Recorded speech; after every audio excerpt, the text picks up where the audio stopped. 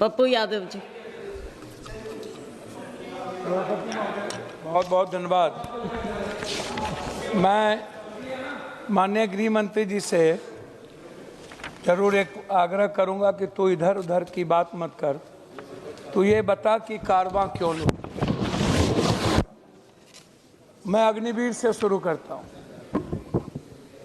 सेना में अग्निवीर की आवश्यकता क्यों पड़ी?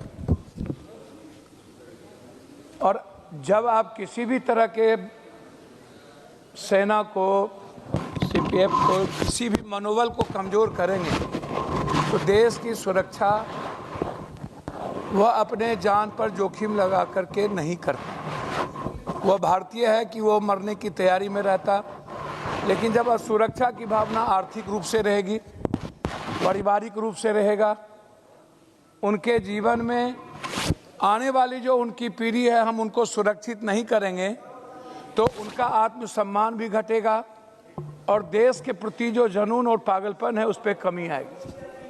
तो अग्निवीर जैसी चीज़ों को देश के हर युवा चाहते हैं कि अग्निवीर को वापस लिया जाए। यह सबसे महत्वपूर्ण मुद्दा है। दूसरा मुद्दा मैं आपसे यह पूछना चाहूँगा कि पुलवामा हुआ, पुलवामा में विभिन्न स्टेट के सैनिक शहीद हुए। उस शहीद के बाद, पुलवामा के बाद आपने क्या जांच की? उस जांच में क्या हुआ? आपने आज तक नहीं, हमारे परिवार के लोग हैं, चिंता मत करिए। विचारों की बात है, व्यक्तिगत बात नहीं है। मेरी बात बोलिए ना पप्पू जी, समय क्यों आप? मेरा रिक्वेस्ट इसमें यह है कि आपने उस वक्त भी कही पुलवामा के बाद कि जब घटना घटित हुई तो एक जांच कमेटी बनी। वह आरडीएक्स कहां से आया, कहां कौन गायब हो गया, कौन लोग उसमें थे, उसके पीछे किसकी भूमिका थी? हमारे इतने सैनिक शहीद हो गए लेकिन फिर उसका कोई रिजल्ट उसके बाद आज तक पुलवामा के उस शहीद लोगों के पर कोई चर्चा नहीं हुई और ना ही कोई जांच बना और ना ही उसका कोई अंतिम स्वरूप दिया गया। मैं दूसरी बात करना चाहूंगा सभापति महोदया जी की यह सरकार जब से आई है सभी तरह के संस्था और व्यवस्था पर ये अधिनियम ला करके ये उस पर कब्जा करना चाहती है। यह डायरेक्ट, यह कोई डेमोक्रेसी नहीं है, ये सिर्फ बिल लाते हैं, बिल। यह इनको लगता है कि लोकतंत्र को हम पूरी तरह से हर संस्था और व्यवस्था पर कब्जा करके हम इस देश को एक दिन हिटलर और चंगेज खां के रास्ते की ओर ले जाए। एक तो यह सबसे बड़ा बात है। दूसरी चीज, सर्वोच्च न्यायालय लगातार मैडम कई तरह के बिलों में, जैसे आप याद करिए चुनाव आयोग के मुद्दों पर, याद करिए अन्य मुद्दों पर सर्वोच्च न्यायालय को आपने अपमानित कर दिया। सर्वोच्च न्यायालय के वो 5 जजों का आप प्रेस कॉन्फ्रेंस याद कीजिए कि सर्वोच्च न्यायालय की संस्था भी खतरे में है। जब हमारे देश की सारी संस्थाएं इस विधेयक को लाला करके यदि आप उसकी आजादी को, उसकी फ्रीडम को, उसकी स्वतंत्र विचार को, उसके अनुभव को कैद करेंगे तो फिर 145 करोड़ जो लोग हैं जो अपने को आज भी सुरक्षित महसूस करते हैं, चैन से नींद की सोता है यह देश, वह डरा हुआ महसूस करेगा और फिर उन्हें लगेगा कि हम सुरक्षित नहीं हैं, नेताओं के हाथ से कोई सुरक्षित नहीं है।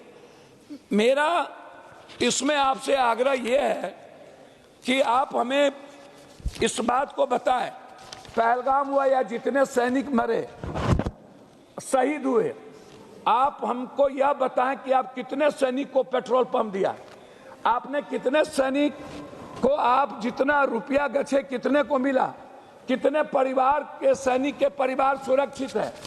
और सेना और सीएपीएफ में अंतर क्यों आप कर रहे हैं? सेना है, नौसेना है, वायुसेना है और इधर सीएपीएफ है।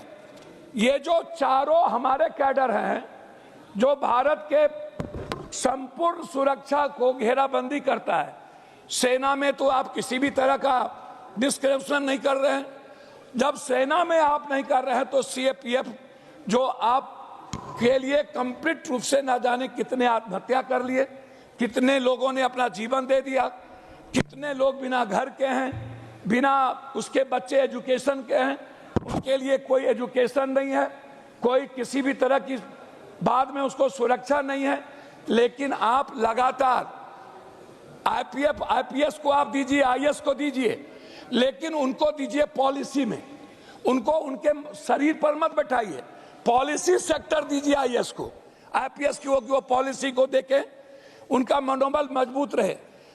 मैडम, इनको क्या करना चाहिए? ये विधेयक लाए, क्या हुआ? एमएसपी वाला विधेयक लागू हुआ क्या? आज तक भारत के किसान की क्या स्थिति है? मेरा रिक्वेस्ट इसमें यह है कि मैडम आप तुरंत घंटी बजा देते हैं कि आपसे मेरा सिर्फ